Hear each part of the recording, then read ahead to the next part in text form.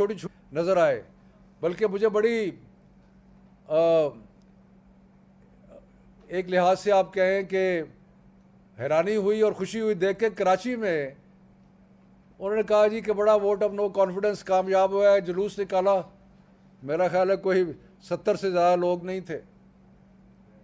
कल इन्होंने जो एक हंगामा किया है, उसके बाद आपको सड़कों पे क्या नज़र आ रहा है? तहरीक इंसाफ नज़र आ रही है।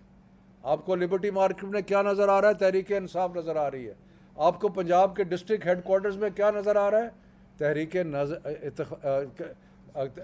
इंसाफ नज़र आ रही है।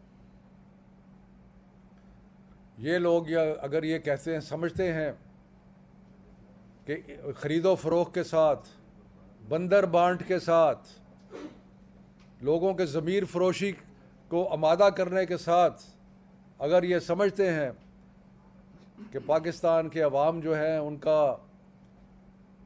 उनका जो मुस्तकबिल की तरफ सोच है उसको तब्दील कर देंगे, तो ये इनका गलत फहमी है।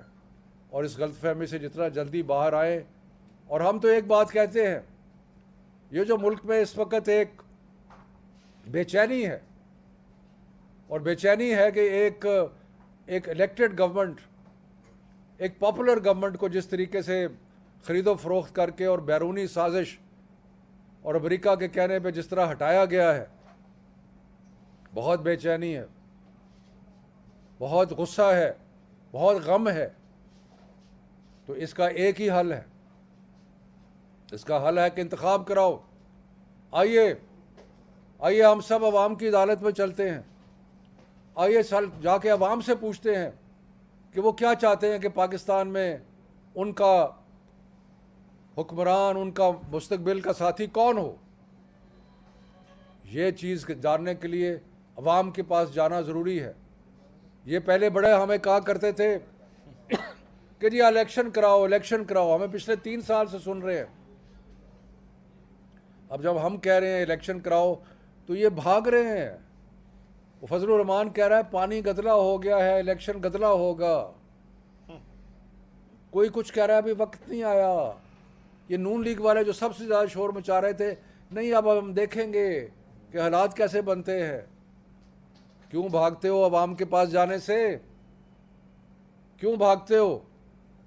आइए अवाम के पास चलें और फैसला आखिरी अवाम का होगा कि किसने इस मुल्क की नुमाइंदगी करनी है। तो ये मैं चंद गुजारिशात थी जो आपके सामने पेश करना चाहता था।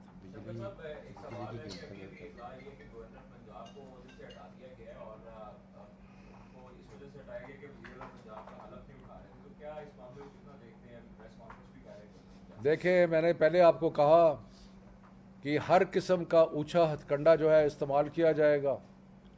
गवर्नर पंजाब को इसलिए हटाया कि कल एक इलीगल तरीके से इन्होंने एक ढोंग रचा के इलेक्शन करवाया चीफ मिनिस्टर का। अब इनकी ख्वाहिश क्या है कि एक इलीगल इलेक्शन को दवाम देने के लिए गवर्नर जो है वो ओथ ले। तो इसलिए ये कोई हमारे लिए कोई अजीब बात नहीं थी, कोई नई खबर नहीं थी। ये हर तरीके से नाजायज़ कब्ज़ा करने की कोशिश करेंगे इसके ऊपर, ताकत के ऊपर। और गवर्नर साहब को हटाने की अगर ख़बर है, मुझे आपने बताया है, तो ये मेरे लिए कोई हैरानी की बात नहीं है। जी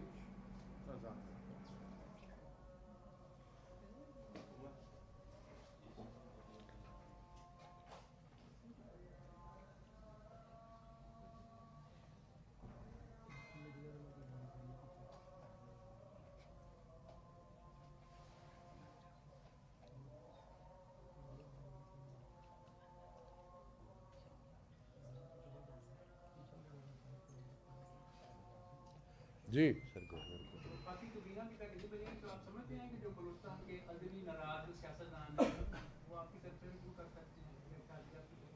देखिए, ये जब आप एक भानुमती का कुंभा इकट्ठा करेंगे, अगर एक चूचू का मुरब्बा बनाने की कोशिश करेंगे तो उसमें बहुत सारे मसले भी होंगे, उसमें बहुत सारी चीज़ें भी होंगी। और ये तो अभी पहला इब्तदा है, अभी आपको और देखेंगे आप कि क्या हो रहा। इनका कोई नज़रिया एक नहीं, कोई सोच नहीं, सिर्फ एक चीज़ में इकट्ठे थे, लूट मार में। उसके अलावा इसके कोई इनकी चीज़ मुश्तरक नहीं है। तो ये कैसे चल सकता है? अगर खबरें आ रही हैं कि जी वो टूटने वाला है, ये टूटने वाला है, तो ये तो कोई अचंभे की बात नहीं है। टूटेंगे लोग, इसलिए कि कोई कॉमनैलिटी नहीं है। सिर्फ एक कॉमनैलिटी है, ताकत पे कब्जा करो और उसके बाद माल बनाओ। ठीक है जी। अच्छा, पीटीआई कहती है कि 3 माह के अंदर जो है वो इलेक्शन हो जाने चाहिए, लेकिन नून लीग ये कह रही है कि 1.5 से 2 साल जो है वो भी इलेक्शन में हैं, और ये वाला बजट और इससे अगला बजट जो है वो नून लीग ही पेश करेगी। इस पर आप क्या कहते हैं? देखिए, नून लीग पहले कह रही थी फौरी तौर पे इलेक्शन कराओ। अब उनको समझ आ गई है कि अवाम का मूड क्या है, अब भाग रहे हैं इलेक्शन से। देखें, जब भी किसी मुल्क में कोई सियासी बहरान होता है, और हमारे मुल्क में एक सियासी बहरान है, तो उसका एक ही जमहूरी तरीका है हल करने का, और वो जमहूरी तरीका ये है कि इलेक्शन कराया जाए और इलेक्शन के रिज़ल्ट को जो भी अवाम फैसला करे उसको मनो मन तस्लीम किया जाए। ठीक है जी, मेहरबानी, शुक्रिया।